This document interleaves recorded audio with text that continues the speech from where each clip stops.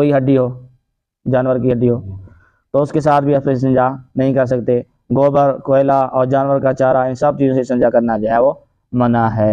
हो सकता है आपके ज़हन में आ रहा हो कि ये चीज़ें क्यों गिनवाई जा रही हैं, क्योंकि आप लोगों ने तो जब से देखा वाशरूम देखा उसमें तो सिर्फ पानी होता है, लेकिन पहले जो है वो ये चीज़ें नहीं थी, वाशरूम वगैरह नहीं थी। अब भी बहुत सारी जगहों पे जो है वो वाशरूम वगैरह की सहूलत नहीं है। लोग जहाँ वो फसलों में जाते हैं वहाँ जो है वो पानी नहीं होता, या पानी लेकर भी साथ जाते हैं तो थोड़ा सा पानी होता है, तो वहाँ पर ये पाक मट्टी और इस तरह के ढेले जो है वो इस्तेमाल किए जाते हैं। उसके बाद फिर जो पानी के साथ जो है वो धो दिया जाता है।